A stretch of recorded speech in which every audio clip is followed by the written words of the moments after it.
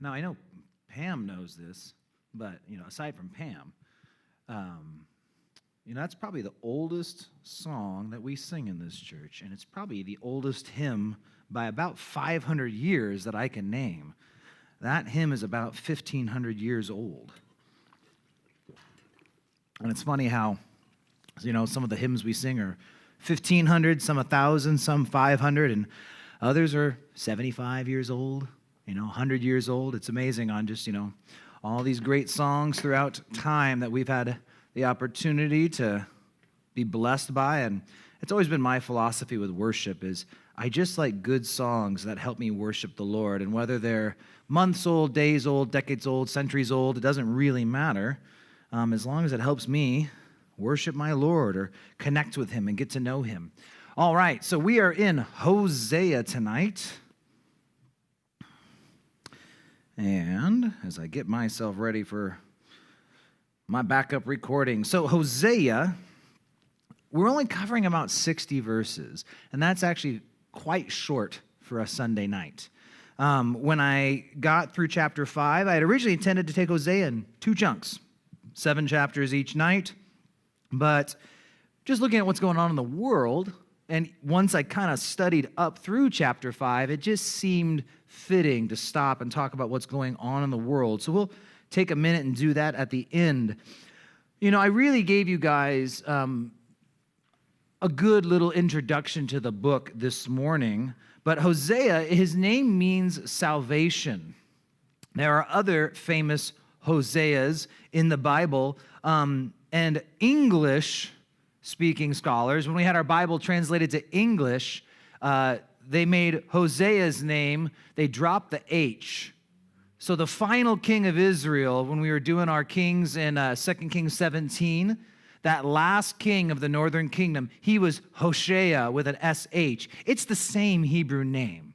Sometimes you'll find that Joram or Jehoram, things like that, sometimes you'll see they pick a different variation of the name to kind of help get rid of any confusion.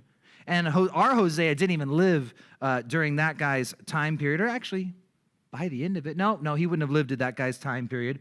And so, but that was another Hosea, was the last king. Now, another famous Hosea that we all should be very familiar with, we can read about Numbers 13. In Numbers 13, when they were sending the spies into Israel, they send in Hosea, the son of Nun. In Exodus 13:16, it says, these are the names of the men whom Moses sent to spy out the land. And Moses called Hosea, the son of Nun, Joshua. Now, Joshua is simply taking the name Hosea or Hosea, which is salvation, and adding Jehovah or Yahweh to the beginning. So Jehoshua would be the full name in Hebrew, Jehoshua. You'll find, again, a lot of those Hebrew names, if you hear what they sound like in actual, Judah, my son, right? Yehuda is what you'd say. They sound different in the original language, but Yehoshua would be his full name. We say Joshua. Now, you can shorten that. Just like Joseph to Joe or Jehoram to Joram, you take Jehoshua and you just get Yeshua. So what's fascinating is that in our Gospels, we only get the Greek version of Jesus' name. We get Jesus. But Yeshua is short for Jehoshua, so again, his name was Joshua. Jesus' name was Joshua, and it's actually really hard. People argue over it, and there's some movements today where people don't like using the word Jesus. They want to only say Yeshua or Yehoshua, and they have all these, and realistically, we actually don't know. We only have his Greekified version of his name. We don't really have the Hebrew version of his name because all of our writings are in Greek. So Jesus could have gone by Yeshua and definitely could have gone by Yehoshua. Both would be correct forms of his name.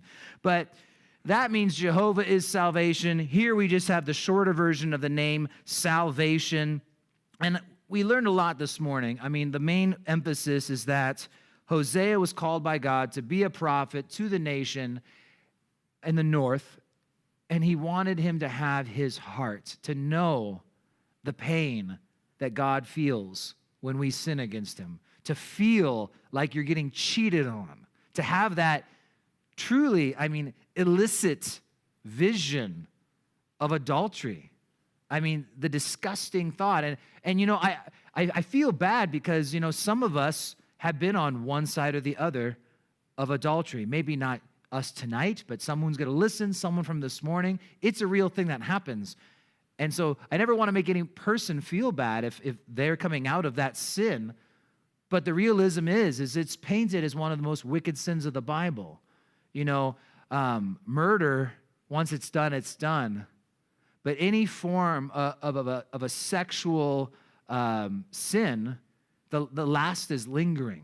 It's something that lasts, whether it is a molestation or rape or adultery. These are betrayals that have deep wounds that don't really go away for so long.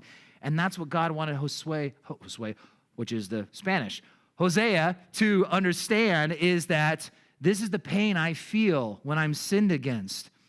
Now, we mentioned this morning, and again for the note takers, chapters 1 to 3 is a prologue. We'll get through the prologue and we'll get into the first act of Hosea. There's kind of 3 acts, and we'll talk about them in chapter 2 as we start tonight, because chapter 2 is almost like an overview of the book. In chapter 2, he hits on the 3 main subjects of Hosea, and so I think that's enough introduction for us. Let's head to Hosea chapter 2, and we're going to start in verse 2, because this morning we went down through verse 1, and even tonight we're going to finish in chapter 6, verse 3, because I feel like chapter 5 kind of really ends there. Chapter 2 really doesn't, or chapter 1 doesn't end until chapter 2, and it's kind of the same thing in a few places. It's a good reminder for everyone that, the chapters and the verses, they were added later. This didn't have a number 2 in little, this was all one big letter. And so sometimes in our Bibles, the chapters and verses might be at awkward places. It says in verse 2 of chapter 2, "Bring charges against your mother. Bring charges, for she is not my wife, nor am I her husband. Let her put away her harlotries from her sight, and her adulteries from between her breasts, lest I strip her naked and expose her as the day she was born, and make her like a wilderness, and set her like a dry land, and slay her with thirst." So we're going to see now where he says to bring charges. That's a phrase in Hebrew. It means legal action. This is going to be a legal action. An official judgment is going to be made. And what we're actually going to see is verses 2 to 5 in many ways parallel chapters 4 to 7. The first section or act of Hosea, which is all about the judgment.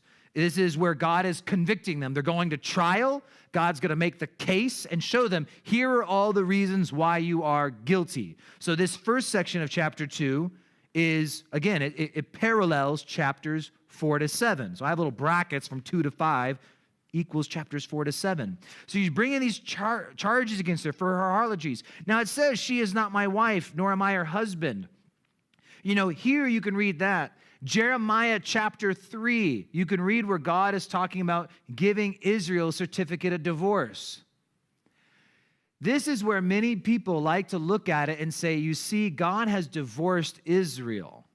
He's kicked her out, and he's not taking her back. In fact, Jeremiah 3:1 says, hey, doesn't the law say that once you're divorced, you're not supposed to just take them back? The reason for that was not something where God doesn't want reconciliation, because that's exactly what he does in Jeremiah and here. He says, I'm going to take them back. I'm going to remarry them. She will be my bride and my wife. But the catch is that they didn't want people getting divorced with the idea that they can just get remarried again haphazardly. They wanted it to be a serious thing. Something I didn't go in depth in this morning, but it's really important that as a church that we all understand and know, is the idea of the covenant of marriage. For the sake of time, I kind of cut that out this morning. But the covenant of marriage, it is spoken of as a covenant in the Bible. Covenants are unbreakable agreements. They're something you go into that you don't come out of. And when we talked about how marriage is symbolic of Christ and the church, that's the way God wants marriage to be. Something where you don't just back out of it. Something where it's like you can't just say, I'm going to let it go, then I'm going to come back. Because once again, is that the way we want God to be with us? You're mine? No, you're not. You are saved your sins are removed as far as the east from the west. Psych. Like, you don't want God to do that. You don't want God to just all of a sudden be changing on you. You want to know, like, he's committed to me and he will never let me go. Here's an example where because of their harlotries, because of adultery, right? When is divorce permitted in the New Testament by Jesus? Adultery. He tells them, I will let you go. He's going to tell Gomer, and he's telling Israel, I'm letting you go. You want to go be with other people. Physically, I'm not your husband anymore. You have joined yourself to others. I'm letting you go, but he will call her back. And that's the heart of the book. But before I move on, I want to get this last thing, because the covenant of marriage, this is the thing is, today, too many people have this mentality like you can, quote unquote, be married in God's eyes. But they're married in God's eyes. They love each other. Throughout the Bible, there are certificates of divorce for a reason, because it's something that is a firm, solid commitment that's not haphazardly done. When Jesus meets the woman at the well at Sychar, Samaria, John chapter 4, the man you are living with is not your husband.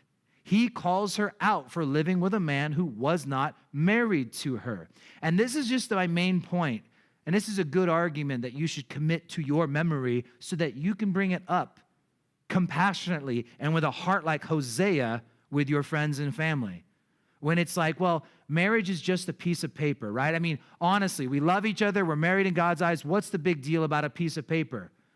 And so you can tell them, tell me about this cheap piece of paper. Tell me how insignificant this piece of paper is. Tell me how this piece of paper really shouldn't be a big deal. And now explain to me why you're unwilling to get this cheap, insignificant piece of paper that says you won't leave your wife. If it's so cheap and insignificant, then why can't you get it?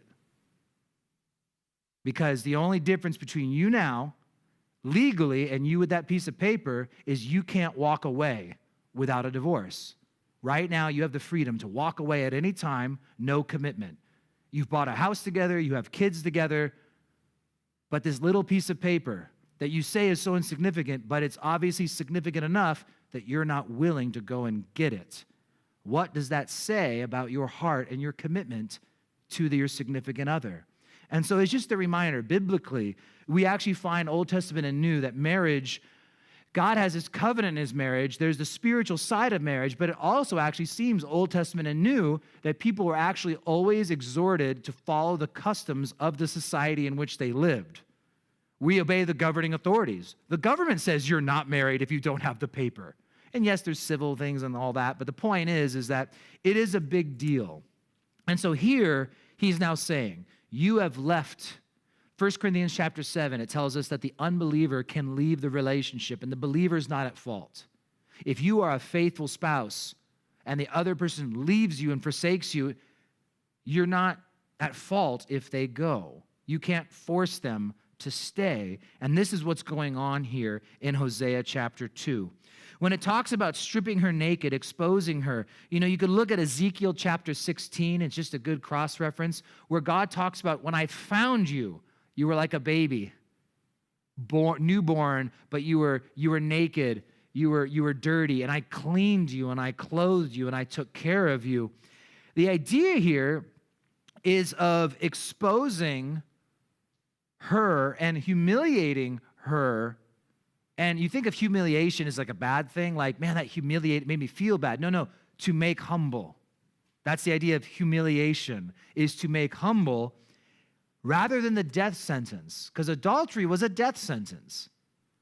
And so the part of this idea with Hosea, she was deserving of death, and he goes, no, I don't want you to die. I'm just going to let you go and experience the consequences of your sin. You're going to reap what you have sown. And so he's going to let her go out and experience this.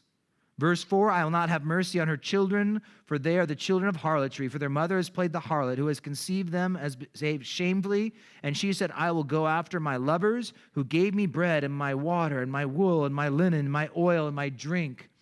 So God is just talking about how Israel, their children, like the whole generation's coming. God says they're all going. And what she has done is she thinks that all these idols, the people that she's committed harlotry, spiritual harlotry with, she thinks that she is having success, bread, water, wool, linen, because of that the Baals and Ashtoreth and all of those people are blessing her for what she has done. And when I say she, I'm talking Israel now, right? So that's the idea, is that she thinks that she's being blessed. And so often people think just because, and this is going to be more as the chapter moves on, so I'll say it once and not have to do it twice, but people sometimes think because things are going good, that must mean God is blessing me. But that's not the case. Satan can bless you quite a bit. Satan can make sure you stay fat and happy if it keeps you in disobedience. He'll bless you. And so often people think, I must have God's blessing because things are going well. But as we're going to see here, it's going to dry up on her eventually. Verse 6 says, therefore, behold, I will hedge up your way with thorns and wall her in so that she cannot find her paths. She will chase her lovers, but not overtake them. Yet she will seek them, but not find them. Then she will say, I will go to return to my first husband, for it was better for me than now. For she did not know that I gave her grain, new wine, and oil, multiplied her silver and gold, which they prepared for Baal. So God's basically saying, I'm going to have her go out, and I'm going to have her seek these pleasures, but she's not going to be able to get them. I'm going to put a hedge around her. You guys are familiar with that phrase, praying a hedge of protection. Job 1:10, there's multiple places in Job, but where Satan is complaining to God, you put a hedge around him, right? And around his household. God has put protection around Job so Satan couldn't get to him. But we also see here, God is actually going to put a wall, not to keep the bad stuff out, but to keep her in. The idea is he goes, I'm going to have it so she's going to seek pleasure, but she's not going to get satisfied. G.K. Chesterton has that quote where he says that the utter sense of worthlessness and despair doesn't come from weariness of pain, but it comes from the weariness of pleasure. When you tried sex, you tried money, you tried drugs, so then you tried harder drugs, then you tried more exotic sex, then you tried more exotic stuff. I mean, that's the idea, is that if this doesn't work, you try something harder. You try something more intense, more out there. And you watch people who get into, let's just be honest, right?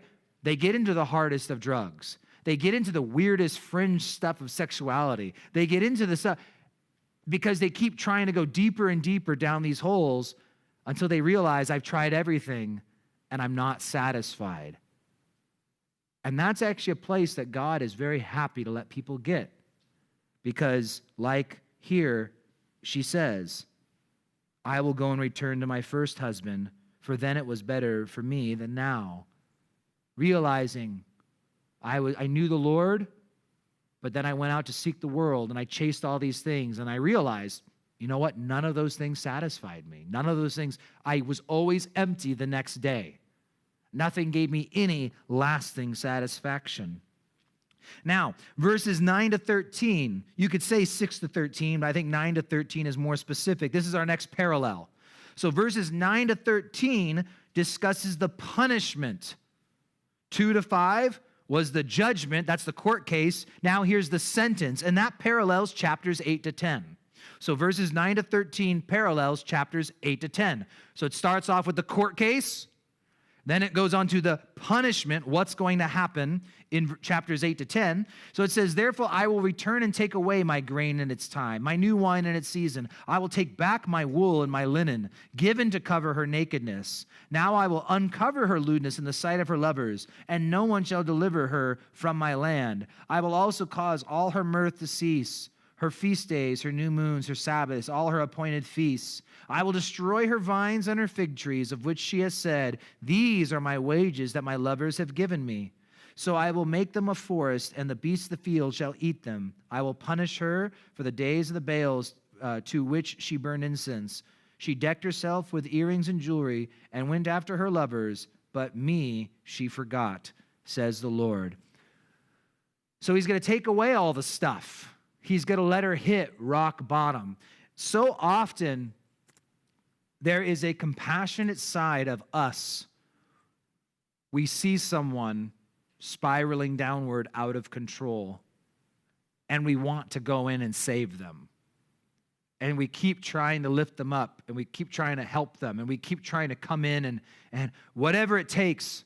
And somewhere, and sometimes maybe correctly, quite often, we feel like it's the love of Jesus that we're just going to, we'll do anything to lift them up, they're falling, pick them up. And sometimes it's God saying, no, they need to hit the bottom. They need to experience the crash and the landing, and then they will come of their own accord.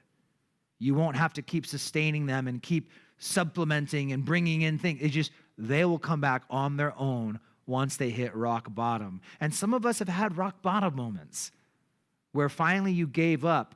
And that's quite often the way it works, is whether it's in our marriage, whether it's with our kids, whether it's with our lack of a devotional life, whether it's with, there's so many different places where our tendency is to strive to keep it going. I'll have to do this harder, I'll do this better, until God is just trying to teach us, nope, I just want you to learn to surrender it to me.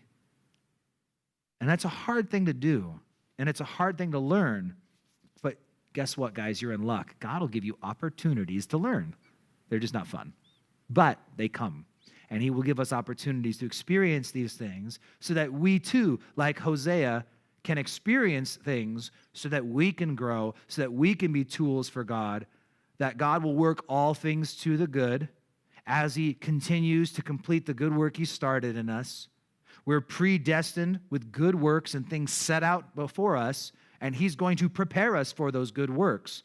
And so here, he lets her hit rock bottom. Again, in verse 12 is kind of where I said it's the same thing, where she said, these are the wages that my lovers have given me. She thinks the blessings were approval. But God was saying, no, that was my mercies. I was still providing for you because I love you so much. I was still trying to take care of you. But now I'm going to have to let go.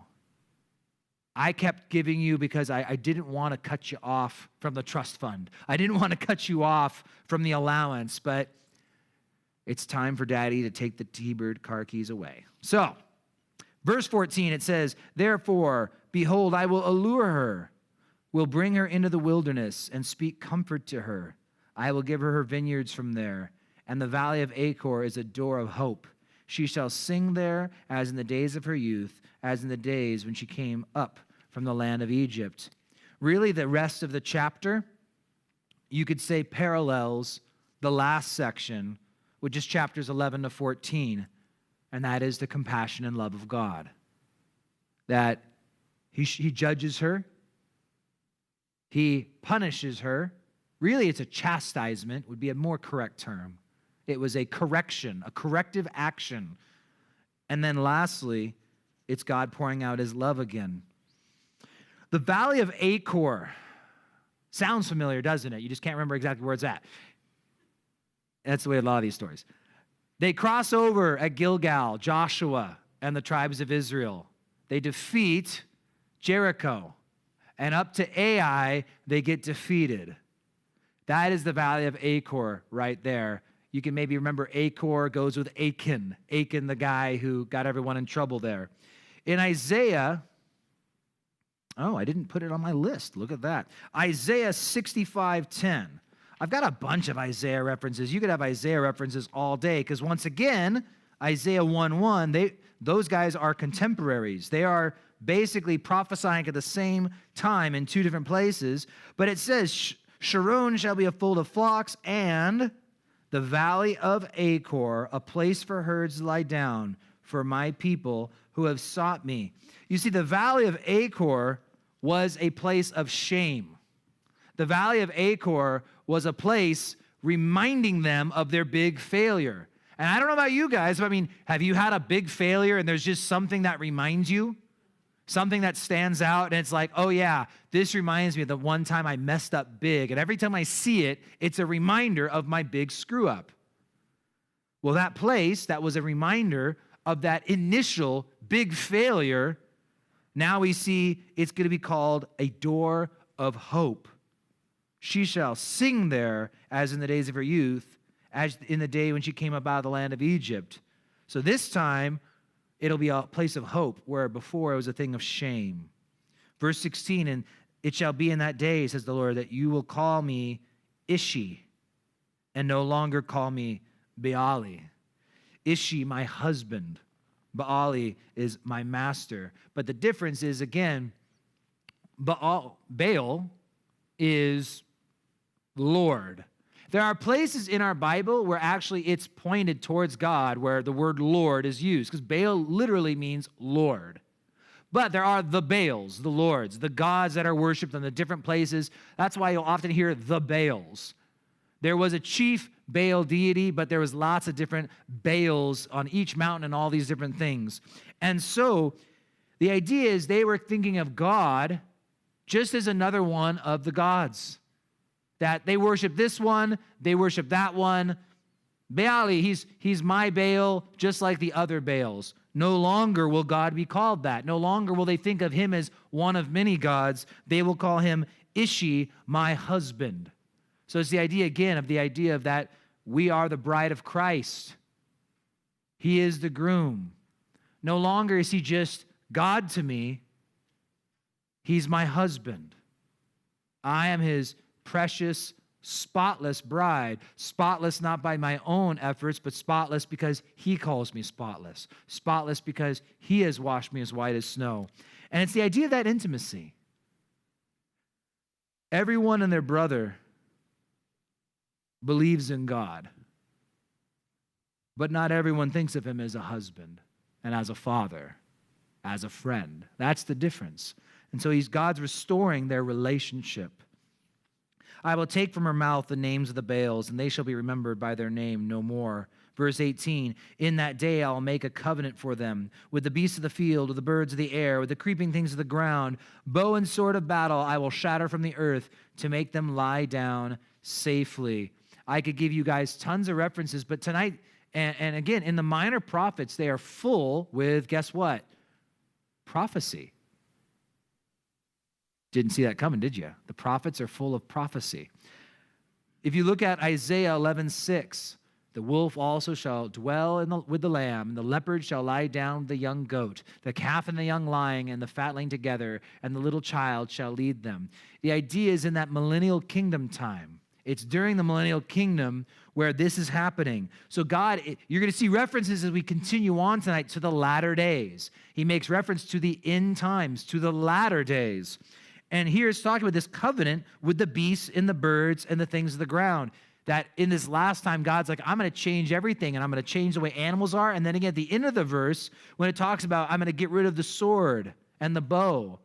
We all should know the verses where it talks about hammering out the weapons and turning them into plowshares, that all the weapons of war, they're going to turn into field and agricultural equipment.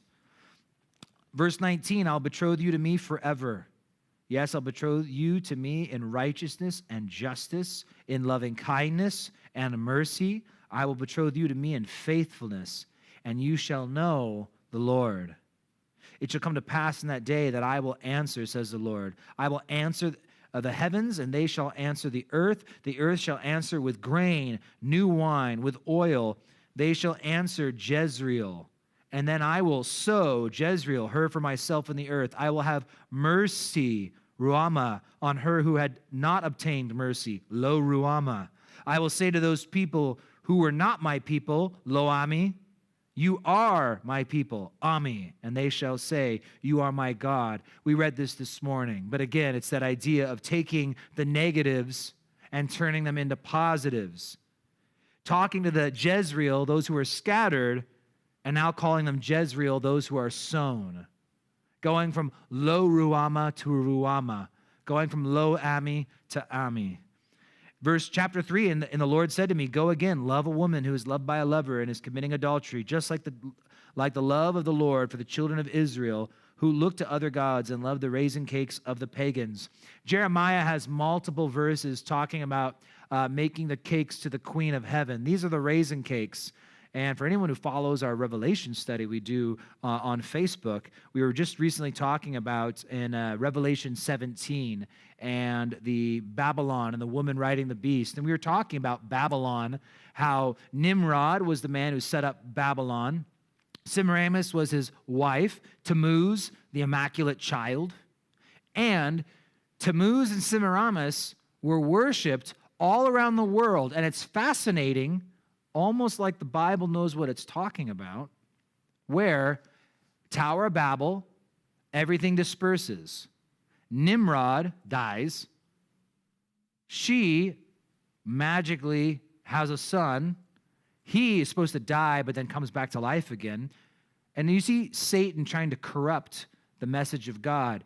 But these two become deities. They become worshiped, the mother and this child. And you can go to Egypt, and you can go to China, to deeper parts of Africa, up in the north, and you can find some of the most ancient pagan statues are of the mother and this child. The worshiping of the mother of heaven is Semiramis, and those little raisin cakes, that was what they would make for her. These little sweet treats to make for the heavenly mother. And so it's interesting, and I'd say if you want, go back and check out Revelation chapter 17 on the app and the website. I go into that stuff in depth back then. But that's the cakes that's being talked about, the cakes of the pagans.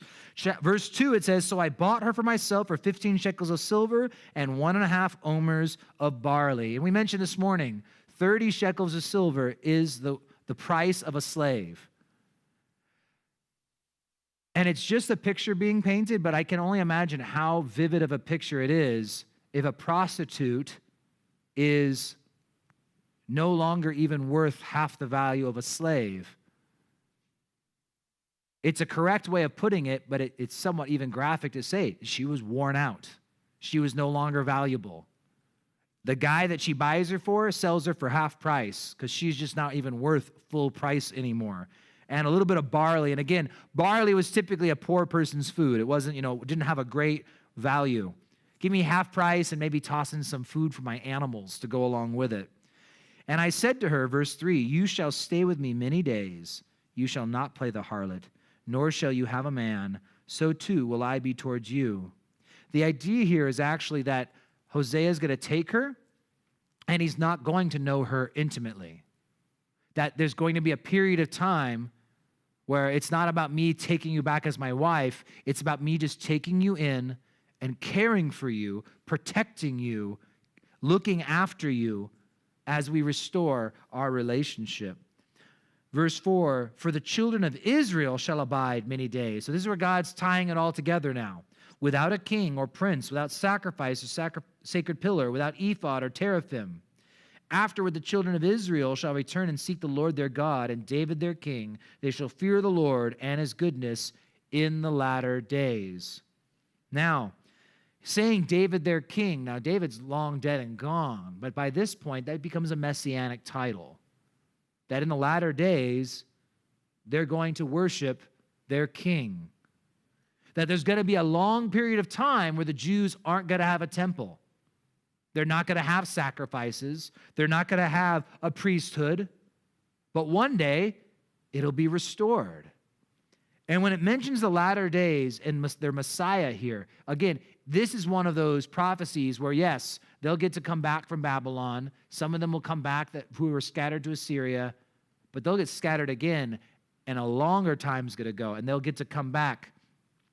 Just some verses in Isaiah again about these latter days. Now it shall come to pass in the latter days that the mountain of the Lord's house shall be established on the top of the mountains and shall be exalted above the hills, and all the nations shall flow to it. Many people shall come and say, come and let us go up to the mountain of the Lord, to the house of God of Jacob. He will teach us his ways, and we shall walk in his plans. For out of Zion shall go forth the law and the word of the Lord from Jerusalem. Now you'll notice it says the nations, all nations will flow to it. That's the idea, is that all nations are going to come. It's the Gentiles and the Jews. Everyone will gather together at Zion, at Jerusalem, to worship the Lord. It's going to be kind of a cool mixed service.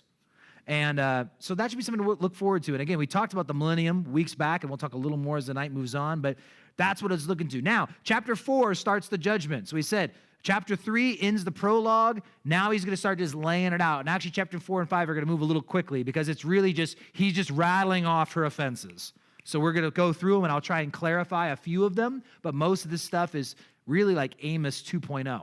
And Hosea, in some ways, was Amos 2.0. He came right after Amos up to the north. Verse 1, hear the word of the Lord, you children of Israel, for the Lord brings a charge against the inhabitants of the land. There is no truth or mercy or knowledge of God in the land. By swearing and lying, killing and stealing, committing adultery, they break all restraint with bloodshed upon bloodshed.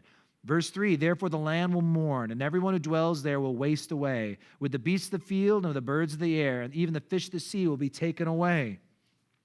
Verse 4, let no man contend or rebuke another, for your people are like those who contend with the priests. Therefore you shall stumble in the day. The prophet also shall stumble with you in the night, and I will destroy your mother.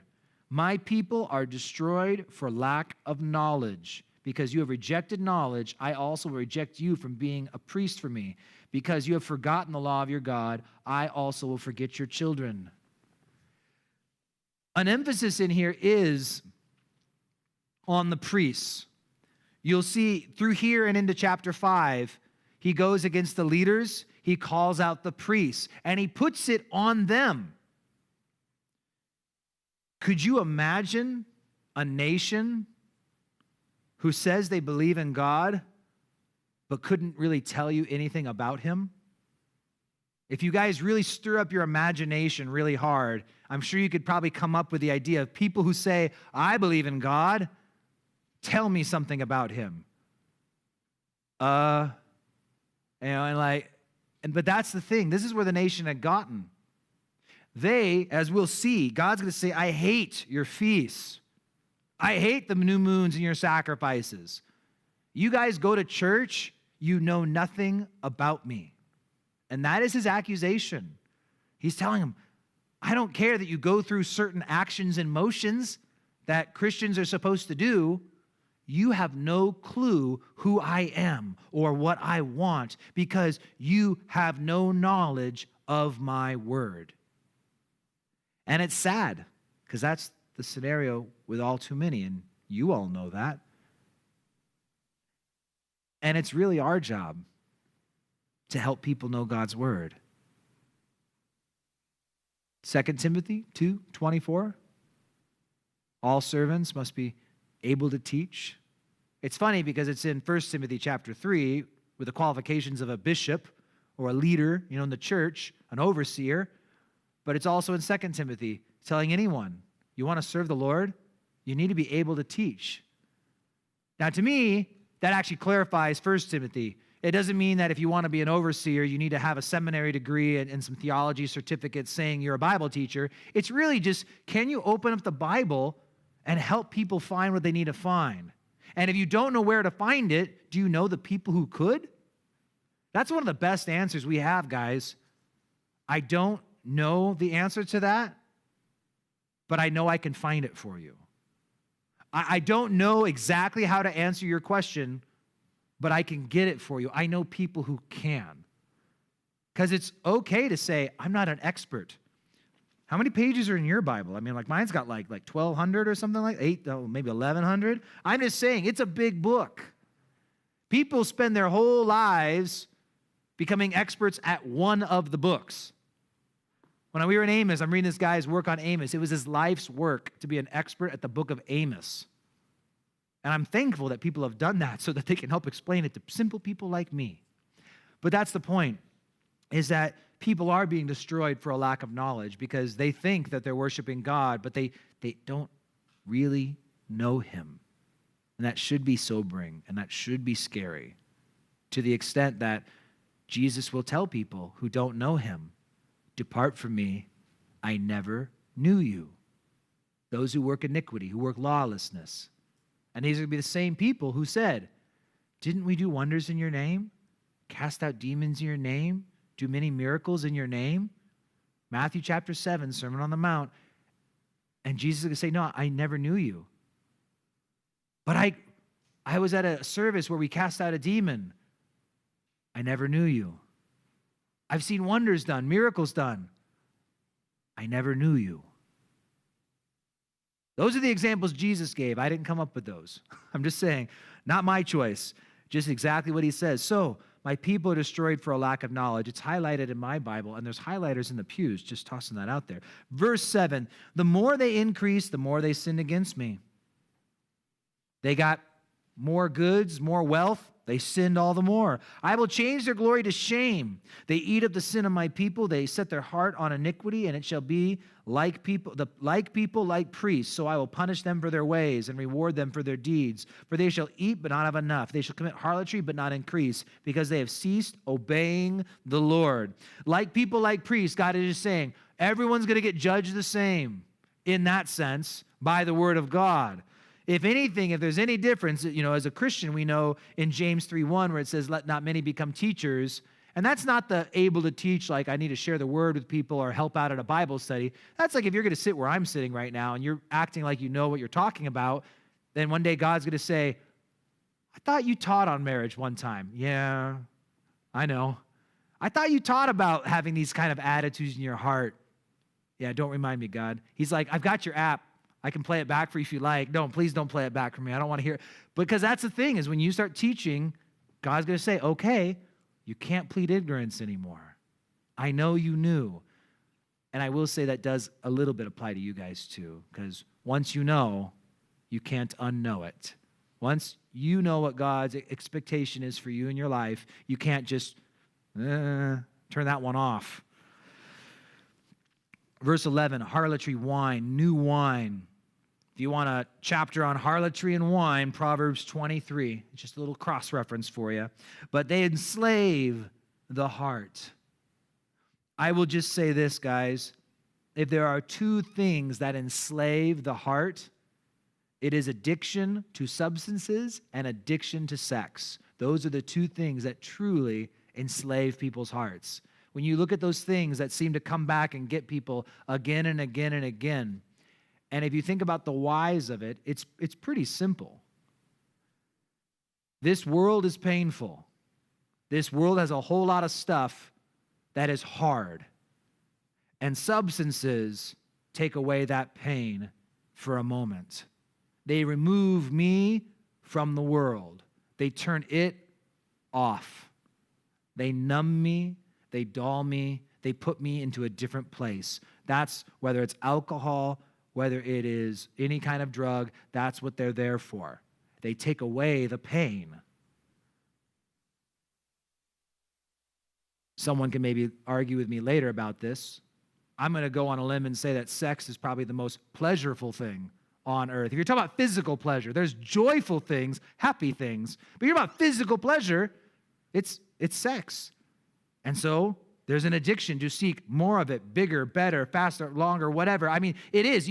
It's a dark place that people can get into, where when you let the world dictate what sex looks like, when you let movies and novels start painting a picture of what is normal, and then you find out that real relationships don't work that way, it will really mess up your marriage because you're expecting things that aren't really normal expectations.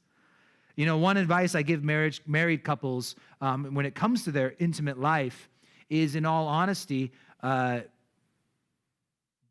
even worry, care, and I'd even say don't even ask what any other couple does, because what's normal to you is good. Like, make normal be your family's normal. Your marriage is normal, and you establish what normal is. And it doesn't matter if another Christian brother, has this, another one has that, or sister. I mean, that's the thing is, I think the Lord will help point a married couple who are both seeking him in that area what normal means for our marriage. Seek that. And I will throw out one last thing on that point. If you can get two married people married to each other, where the husband just says, Lord, make my interest and desires be the same as my wife. And if a wife is willing to say, make mine the same as my husband, and you guys meet somewhere on the spectrum, all that matters if you meet in the same place. It doesn't matter if you're here, or here. If God can change hearts and make people meet the same place, it's a good thing. But the world is seeking things to dull the pain and increase the pleasure. Verse 12, my people ask counsel from their wooden idols, and their staff informs them. For the spirit of harlotry has caused them to stray, and they have played the harlot against their God. This is going to be one of my go-to verses. One day when our church gets really big and I actually have a staff, I'm not going to listen to them because this verse says that it's bad for your staff to inform you. I got a chuckle, thank you, at least against some jokes. That's biblical. There's Elisha, right, where he sends his staff ahead, and that didn't work out either. So I'm just saying, it's throughout the Bible. For they offer sacrifices on mountaintops, burn incense on hills, under oaks, poplars, terebinths, because the shade is good. Therefore your daughters commit harlotry, and your brides commit adultery. Just, again, painting the picture, what's the Bible talking about? Sometimes I read through stuff, and I get the gist of the chapter, Isaiah, Jeremiah, okay, I get the overall theme here, but what is that verse trying to say? That happens a lot to me, because it's like different time. Well, you remember, they're in the desert. Israel is a rocky area, and so you're going to try and sneak off and commit some harlotries. Well, you go off into where there's no one. You can't do it in the city, so you go off in the middle of nowhere, and you go find a tree to give you a little bit of shade so you don't get a sunburn on your bum. And that's exactly what it's talking about. He's saying they go off to the mountaintops, and they go off to these places, and they go and find oaks, poplars, terebinths. They're going to find some trees because there's good shade, and there they commit their harlotries. Verse 14, I will not punish your daughters when they commit harlotry, nor your brides when they commit harlotries, for the men themselves go apart with harlots and offer sacrifices with a ritual harlot. Therefore, people who do not understand will be trampled. God is mainly saying, there's promises in the Old Testament, if your wife committed adultery, you could take her to the priest. There was this whole process where God would supernaturally intervene. But now he's saying, you're committing adulteries too, so I'm not going to judge her. And so that's where God's saying, I'm not going to protect your marriage at this point because you're both off doing these things. 15, though you, Israel, play the harlot, let not Judah offend. Do not come up to Gilgal, nor go up to Beth-aven, nor swear an oath, saying, as the Lord lives. He's basically just telling them, quit trying to be religious. Beth-aven, I'll just toss out. Some scholars think it was an actual place. Others think it was a nickname for Bethel. Bethel is the house of God. Beth, house, El, God. Beth-aven is the house of vanity. And this was actually in Amos as well. Beth-aven is referred to. And people thought they just started calling Bethel Beth-aven. Because as of last I checked, they've never found an archaeological place that they've called Beth-aven. Many people I think it's just Bethel, and it's just what they're calling it now because of what's going on at the house of God. For Israel is stubborn like a stubborn calf. Now the Lord will let them forage like a lamb in open country. Ephraim is joined to idols. Let them alone. Their drink is rebellion. They commit harlotry continually. Her rulers dearly love dishonor. The wind has wrapped her up in its wings, and they shall be ashamed because of their sacrifices. It just keeps rolling. Hear this, O priests. Take heed, O house of Israel. Give ear, O house of the king. For yours is the judgment, because you have been a snare to Mizpah and a net spread on Tabor.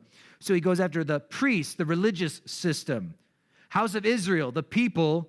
House of the king. So it's the political, the religious, the people. He's getting on everyone. Mizpah to Tabor is kind of a way of saying the east to the west.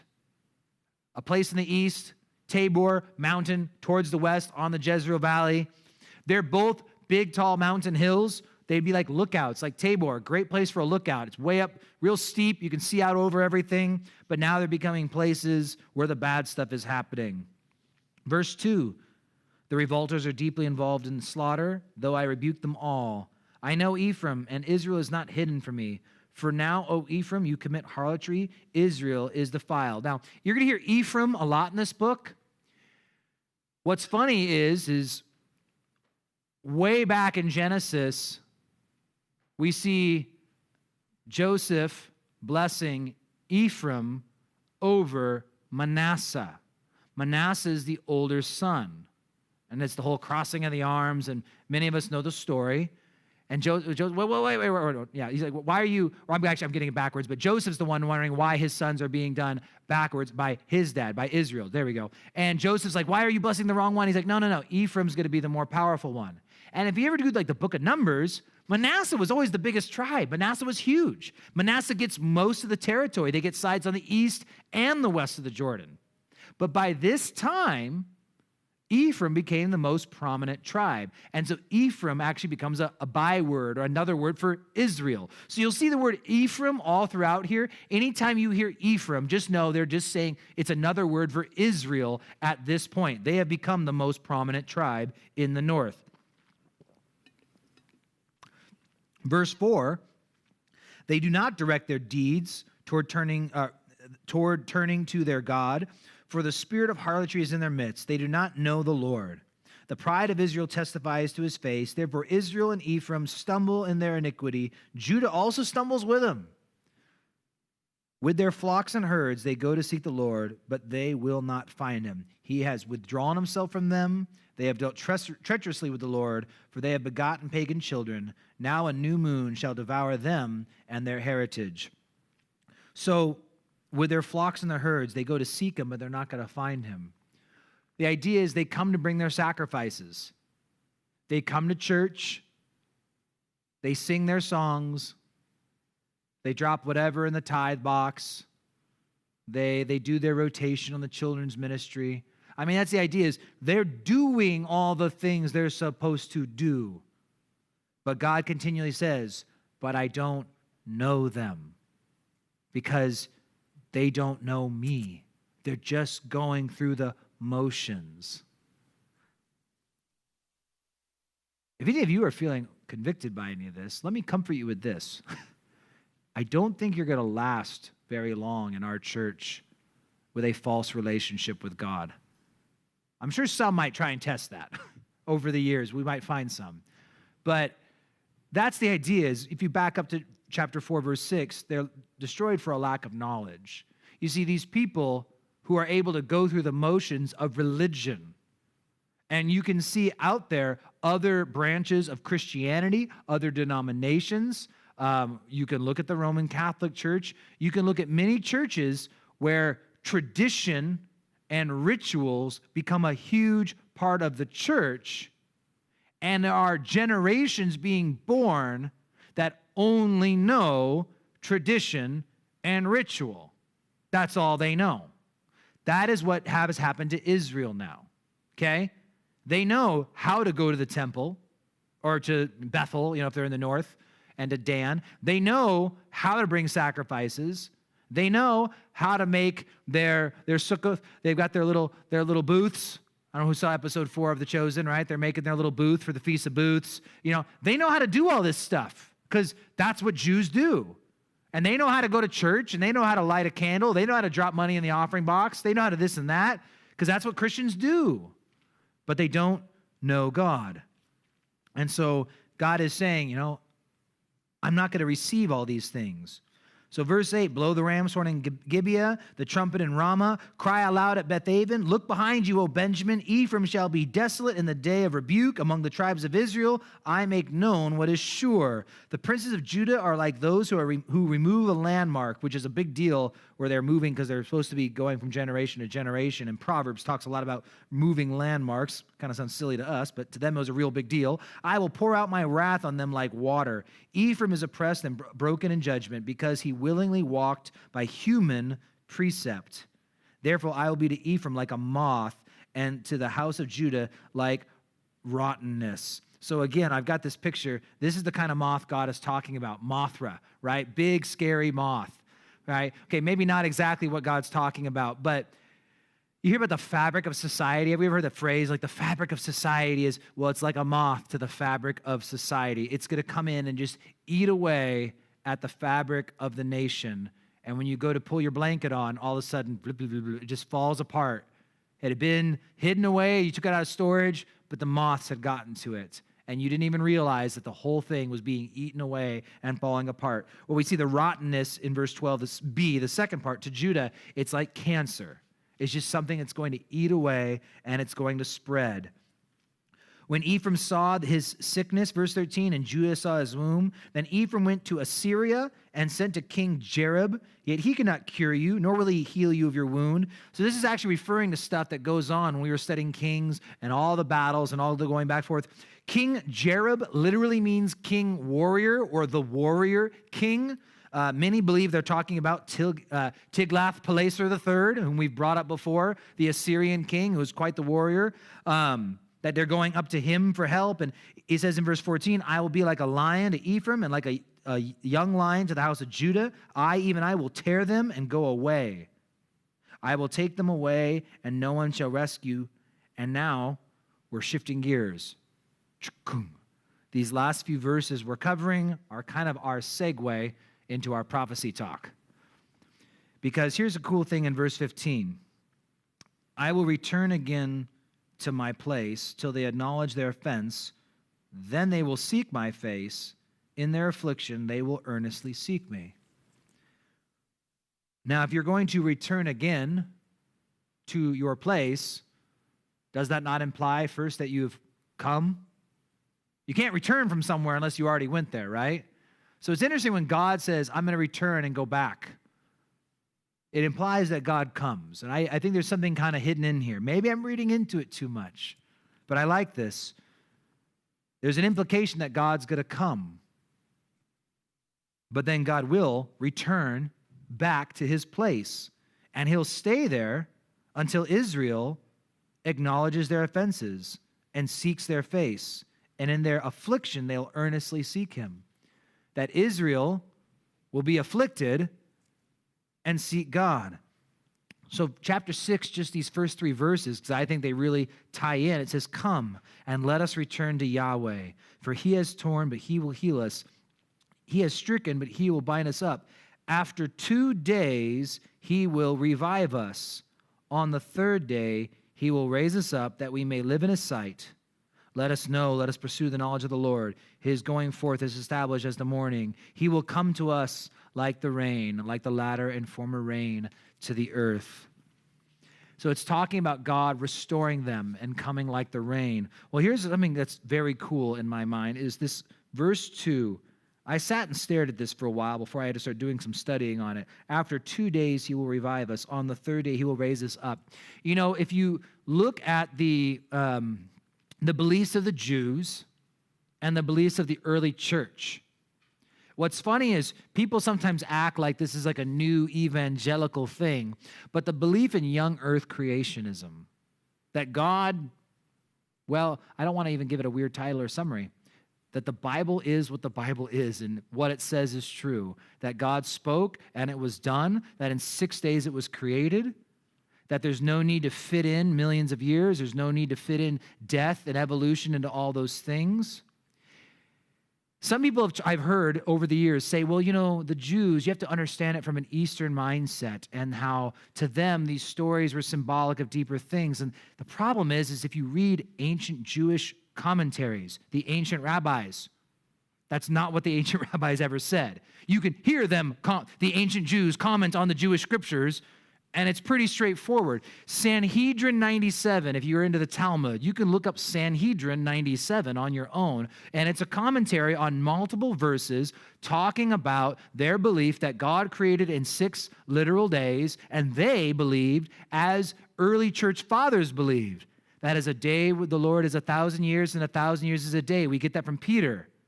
Well, the Jews taught that. That is not a New Testament thing. We don't see that phrasing in the Old Testament, but it was already an established Jewish teaching when Peter said it, that a day is like 1,000 years. And the Jews, Sanhedrin 97, you can read there, where they talk about that as God created the earth in 6 days, so the length and time of the earth will be 6,000 years. The Epistle of Barnabas is one of the earliest early church father writings that we have and have a copy of. And Epistle of Barnabas, which I quoted on when we did our end time study, he says, as a day of the Lord is like 1,000 years, so too God created in 6 days and rested on the seventh. The earth shall be for 6,000 days, and there shall be a seventh Sabbath day, 1,000 years of rest and peace. The Jews, in their commentaries, this is one of the verses the rabbis would point to. For 1,000 years in your sight are like yesterday when it is past, and like a watch in the night. You might look at that and say, that doesn't really clearly say a day is 1,000 years, but this is what the rabbis taught. I'm just telling you what the rabbis taught in the time of Jesus and before, that they looked at this verse and others, and the rabbis were convinced that symbolically in the Bible, a day could represent 1,000 years in places. Never billions of years, never millions of years, but yes, 1,000 years. So then what could Hosea 6:2 be saying? That after 2,000 years, he will revive us, and on or in, the King James Version says in, the 3,000, he'll raise us up, he'll exalt us. Right there, it's talking about, theoretically, again, it's just, if you put the pieces together, 2,000 years are going to go by, and then God's people are going to be raised up again and be exalted again for that 1,000-year period. This falls right in with the eschatology belief that God has got a plan for his people, that he's going to bring them back to the land, 1948, May 14th. They're going to be reestablished. And then for 1,000 years, all nations will gather to Jerusalem, and the Gentiles and we will all come together and will worship God together there. So it's very cool, I think, to see what God has got going on there. I'm going to end essentially my Amos talk. I stopped my little backup recording there because I've got my notes on my phone. But what is going on right now in the Middle East? What is going on right now? Well, so for the first time since 2014, a rocket has hit Jerusalem. In 2014, I want to say it was June. I'm going off of memory there. It would have been late June. I was at the Calvary Chapel Senior Pastors Conference, my first ever, sitting at a booth in the gym at the high school, the Calvary Chapel on the Costa Mesa campus, when I got news that a rocket had actually struck and hit Jerusalem. I soon then hear from my mom and my brother, who were in Hezekiah's tunnel at that moment. And so they're doing, like, the sirens are going off. They're in Hezekiah's tunnel in Jerusalem, locked down. My brother and my mom got on the last plane out of Tel Aviv before they shut down the airports. And 2014 is the last time we have seen rocket attacks like they've been going on in the last week. So it has been 7 years or so, 6, 7 years since we've seen anything like this. So this isn't the normal stuff. Yet, if you look at the history of rockets hitting Israel, they're going all the time. You'll see 5 rockets launched from Hamas. You'll see from Gaza. I didn't get as many pictures and stuff up for you guys, but if you had a picture of Israel, Gaza is in the very southwest corner on the water. Gaza, the same Gaza that the Philistines had. And Gaza is controlled by the Palestinians. Same with the West Bank. The West Bank includes the Temple Mount, is kind of controlled by them, and then a whole bunch of stuff on the west side of the Jordan River, the Jordanian side. It's part of Israel, but controlled by Palestine. So, basically, we've had conflicts going on for a very, very long time. And I think one of the most important things to understand, now I'll put that off in a second. I'm going to give you some more current event updates, and I'll give you the long-term game. So 2018 and 19, there was about 2,600 rockets total shot in those 2 years. So when I'm saying there's always rockets going, over a 2-year period, 2,600 rockets. As of May 14th, when I was writing my notes down, so 2 days ago, there was already 2,200 rockets launched in the week. So I'm trying to give you an example. We've seen as many rockets in the last week as we've seen in the last couple of years combined.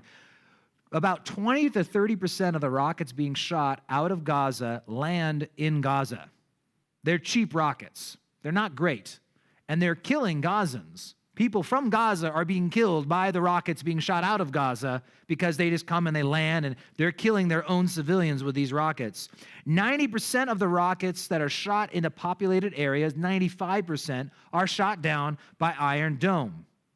Here's some pictures of Iron Dome doing its thing. Basically, when a rocket gets shot, Iron Dome is able to calculate if that rocket within 2 seconds is going to land in a populated area of Israel. They're not going to waste their shots on ones that are going to land in the desert. Most of the rockets that get out of Gaza land in the desert.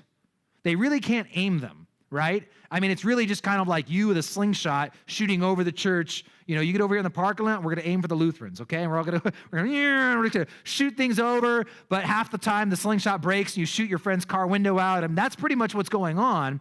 But Iron Dome, it'll shoot up its own little rockets to intercept and take them out in the air. But they do get by sometimes. And you can check out, I want to say it was on Friday, or maybe it was Thursday, when they shot off like hundreds of rockets just within a few minutes. And you watch the videos online of that, and you just see Iron Dome going crazy, shooting all these things. And what they're trying to do is test the abilities of Iron Dome and to find out if we flood them with rockets, can they stop them? All of this is backed by Iran for the most part. All of these rockets come from Iran. They're shipped up in there from the south, and they're the ones supplying this all. Now, when I told you guys 2,200 rockets, that was as of the 14th. When I checked Friday morning, 200 rockets have been shot in the 12 hours from 7 p.m. to 7 a.m. I haven't checked as of today, but I know more rockets have been fired. So we pretty much have seen as many rockets in the last week as in the last few years. Why? Here's what's going on in Israel right now. Right now, we're seeing a whole bunch of things kind of happening at the same time. One, this is kind of a longer event, but we have a new government in the United States, and that has emboldened the Middle Eastern, the Arabic, Muslim specifically, because there's Arab Christians, good to remember, Palestinian Christians, it's good to remember, but the Muslim-controlled nations, specifically Iran, they're interested to see how the U.S. is going to react. And it's funny because there were no attacks like this for the most part in the last presidency.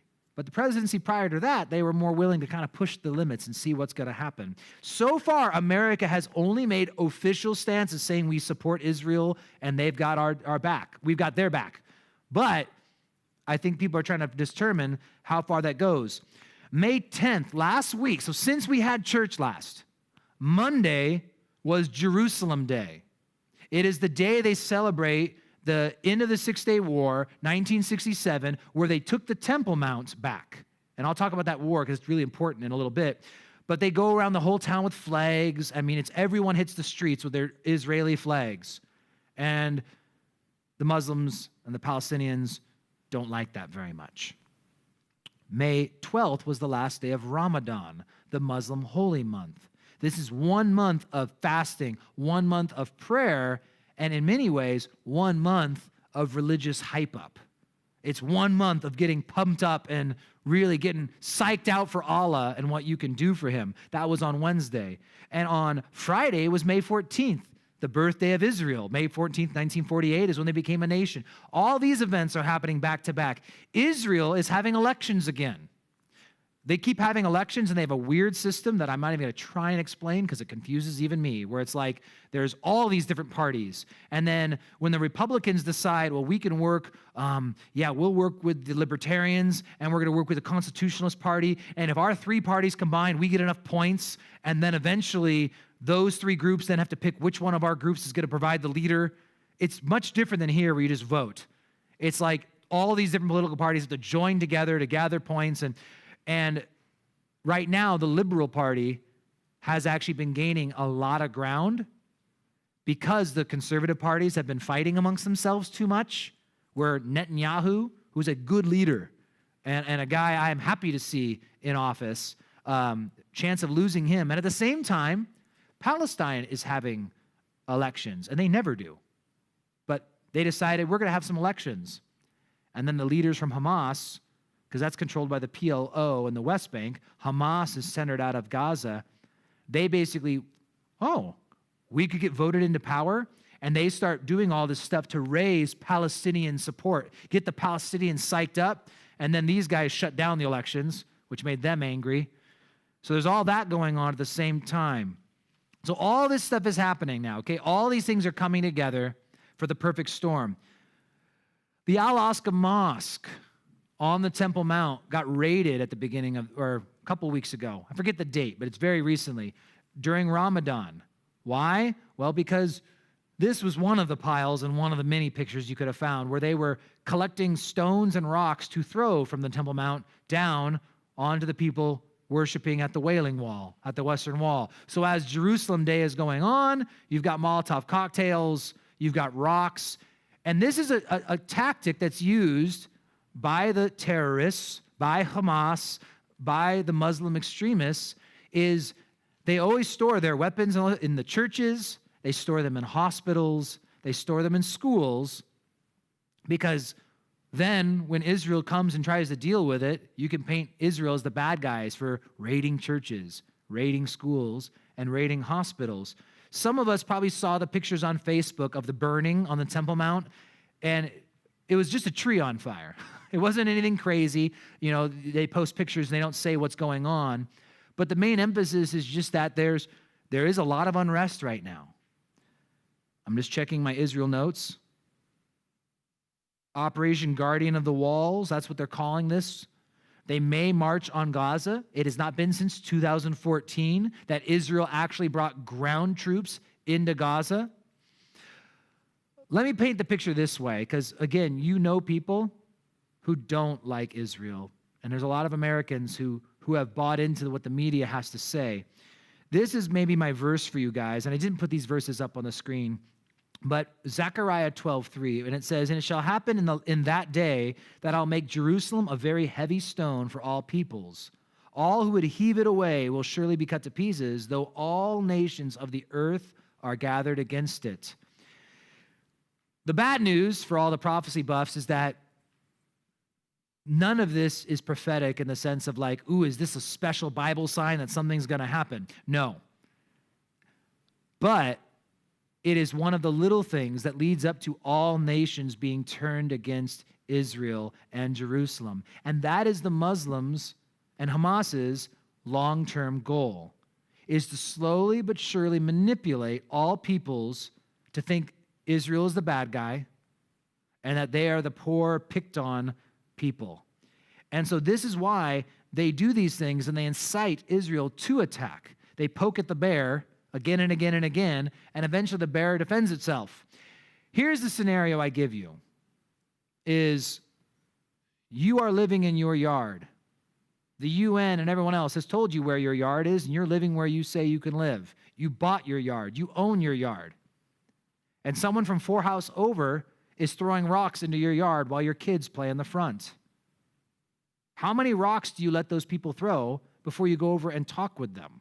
And I'm literally saying go over and talk with them. So you talk, and you come back, and your kids are playing in the yard, and they begin to throw more rocks again. Now a kid gets hit in the arm. How many times do you talk with them before you go back and finally lay the hammer down and say, listen, rockets are being shot, thousands of rockets, and again, every year rockets are getting shot. How many rockets would America allow to get shot into our country before we did something, did anything? And the way Israel responds, they call and announce, we are attacking this building. We're going to shoot this building down with a rocket. If you're smart, you'd probably want to get out of this building. This one on the corner of 3rd and Euclid. You are 4th and you get out of the building. And then they have this it's a technique they call knocking at the door. They shoot a special kind of rocket that is designed to make a loud noise and a bunch of smoke, but not damage anything. They launch those before they do the destructive ones. It's to scare the people and this is where we're attacking. Get out of here. And then they attack because their goal is simply to destroy where the weapons are being held, to destroy. But again, when the Hamas people are keeping their weapons in schools, in hospitals, and they're purposefully trying to make a scene so that the world news sees Israel being mean, it's tough. It's tough. And so, all this being said, all these things are happening. And so this is where I would say, if you want to flip in your Bible, you can, but Matthew 24, the people come and tell Jesus, what are the signs of your coming in the end of the age, right?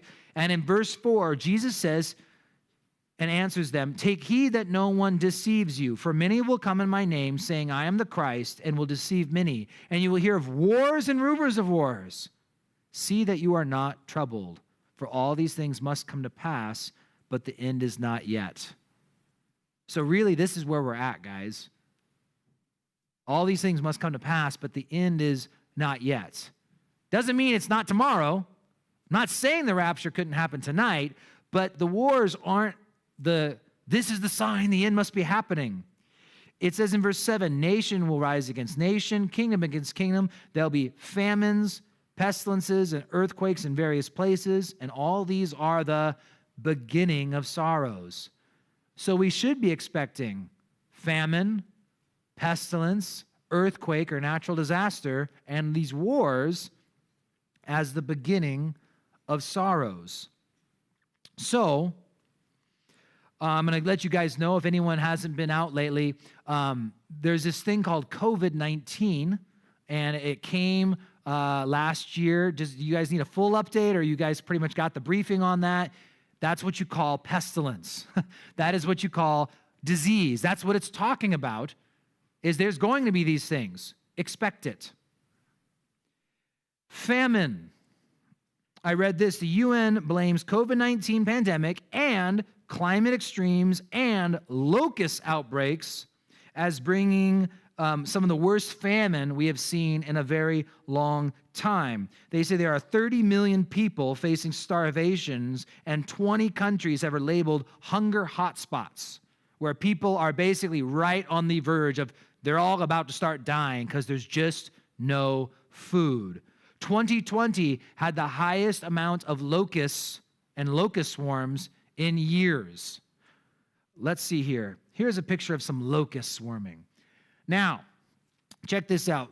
Kenya, worst locust outbreak in 70 years. Other places I heard early 2000s we had some locust outbreaks, but really we're talking in a generation or beyond. Swarms of locusts can range from 1/3 of a square mile to 100 square miles, with 40 to 80 million locusts per square mile. So imagine 100 square miles with 40 to 80 million locusts per square mile. Remember I said it goes from 1/3 of a mile up to 100 miles? A 1/3 mile swarm of locusts can consume as much food as 35,000 people do in a day. There are locusts like crazy out there. These are the kinds of plagues we saw back in the Egypt days, right? When God sends the locusts. That's one of those things that God does. So we're seeing pestilence, COVID. We're seeing the wars and rumors of wars. We are seeing famine. Earthquakes. Early in 2020, there were some fun earthquakes. I like the one in Utah that knocked the horn out of Moroni's hand. That one gave me a good laugh. Otherwise, there are earthquakes happening. And again, maybe we're just going through the rounds right now. We did the pestilence thing, the war thing. Next, the big earthquakes are coming next month. It's all like 2020 all over again. What? Murder hornets, that's got to be a biblical thing, right? There's all these things we faced, right? Sharks with laser beams, all that kind of stuff. It's all coming. Now, here's the other thing I want to mention, though, is something as far as a prophecy update. You see, anytime I look at prophecy, it always just points me back to the Bible and daily Christian living and what we ought to do as Christians. Just the regular, run-of-the-mill, sharing the gospel, getting in the Word, having my heart right with Jesus. That's what prophecy gets me to do. I know a lot of people that when they start getting into prophecy, it just makes them want to go look up more prophecy and be like waiting for, they're hitting the refresh button on the news page. And it's just like, hey, if God has called you to be one of those people who lets everyone know prophecy, that's cool. But I honestly think that is a calling for specific people, and it's not something that the majority of the church should be busy doing. But one thing people keep talking about with COVID, vaccinations, and all of the stuff going around it is the mark of the beast. So if you want to flip to Revelation 13, most of us know this text, but it's just a good review, just those last couple verses. And so it says in verse 16 of Revelation 13, he causes all, both small and great, rich and poor, free and slave, to receive a mark on their right hand or on their foreheads, and that no one may buy or sell except one who has the mark or the name of the beast or the number of his name. Here is wisdom. Let him who has understanding calculate the number of the beast, for the number of man, the number is 666. And that last verse, I won't even get into the 666 part tonight. We have taught on that in the past. Here's my big thing is this, is that for years, people have talked about credit cards. Who remembers like in the 90s? That was like a thing, right? Like credit cards are the mark of the beast. They're putting these chips in the cards now. And yeah, you can't even swipe anymore. You got to stick them in a little hole. You have to wait for it. It's so annoying. But I mean, like people thought credit cards are the mark of the beast because there's numbers on the cards and you're going to take the number. And then it switches to something else. RFID chips. It's an RFID chip. They're going to put the chip in your hand. Then it turns into, it's the vaccination. There's going to be something in the vaccine and it's going to be the mark. And then they're going to, if there's one thing that 2020 taught us, guys, and 2021 is teaching us, a little paper mask can stop you from buying or selling or entering. It's just that simple. And I've always been saying that, or maybe it's just a mark on the hand or the forehead. That's what the Bible says. I'm not saying it's not other things and the cool, because I know guys who are really into that, and they mark of the beast technology and all this. That's cool. It could be. I'm not going to say it's not. All I'm saying is that, but what we've learned, and we've been shown now, that society can be forced to not buy or sell if you don't show something. While this is not prophecy fulfilling out, I honestly, my gut, mark of the beast will have absolutely nothing to do with COVID-19 or a vaccine. That's my gut. I don't have a verse for you. I'm just sharing it. But what we have seen take place is grooming. That people are getting used to this idea. And there's a generation of young people who are being told from the schools and everywhere else. I watch the kids wearing their masks, walking past my house. They're all by their lonesome. Who saw the picture on Facebook of the guy on his Harley with no helmet and a mask on? Living large, he doesn't wear a helmet, but he wears a mask.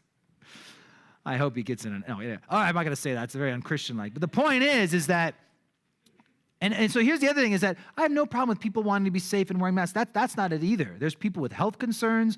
That's not what I'm talking about. But what I am talking about is the fact that we are seeing a generation of people who are becoming normalized to a concept. If you don't have this or show this, because we're getting to where you guys hear now, you don't need a mask if you show proof of your vaccine. You still need a mask if you don't have proof of your vaccine. Nicole was joking with me. She says, and now all the anti-vaxxers are going to start wearing masks because they don't want people to think that they got the vaccine. She's like, because if you don't wear a mask, then maybe that means you had the vaccine. Well, I'm going to start wearing a mask so they know I don't have, that way everyone knows I don't have the vaccine. But the point is that it is something that's getting normalized. So this has nothing to do with vaccines. It has nothing to do with COVID, right? I have no issues. That's another discussion for another day. But what it is a generation of people who are getting used to. It's normal. If I have this, I can go into the store. If I don't have this, I can't go into the store. And so it is normalizing something we will see in the tribulation. And it's just food for thought. These are signs of the times and things that you never would have thought, right? Once again, in 2019, everyone has to show proof of a medical procedure if you want to go into the store without wearing PPE. Would we believe it? And that's a real good question. You should maybe just take a second, because maybe that'll help you chew on this. Would you actually have believed it if we had said that? You're going to show proof of vaccination to walk into a store, or you have to wear protective gear. Again, it's not about whether I think that's right or wrong. I'm just saying you can see now the normalization and where society is being groomed to where one day when these things get put out there, it's not going to be so weird anymore because it's getting pretty normal. And so that's some of the stuff we're seeing that's taking place. And so it's worth, you guys thinking about, sooner or later, we'll all get the yellow armbands that say not vaccinated. That way they know who we are and they can find us easily, and they'll take all of our guns and we'll have crystal knocked and all that taking place all over again. It's kind of weird. It's kind of frightening. And it should never be a pro or anti-vaccine thing. It should never be a pro or anti-mask thing. In all honesty, like the church needs to be focused on the gospel. Now, that's the wrap-up, right?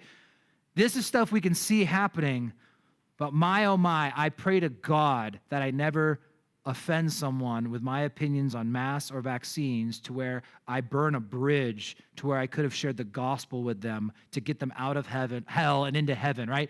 That's the big deal. And so when I see prophecy and I see the crazy stuff and the exciting stuff, it just reminds me, focus, stay the course, and do the stuff I was always supposed to be doing anyway, and just kick in the afterburners and know, all right, I need to do these things. We need to be being Christians and being active and involved. So I'm going to go on a limb here. Any questions?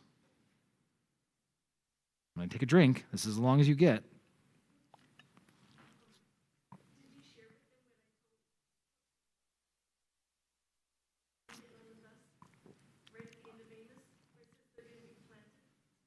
I remember you telling me this. I'm trying to remember.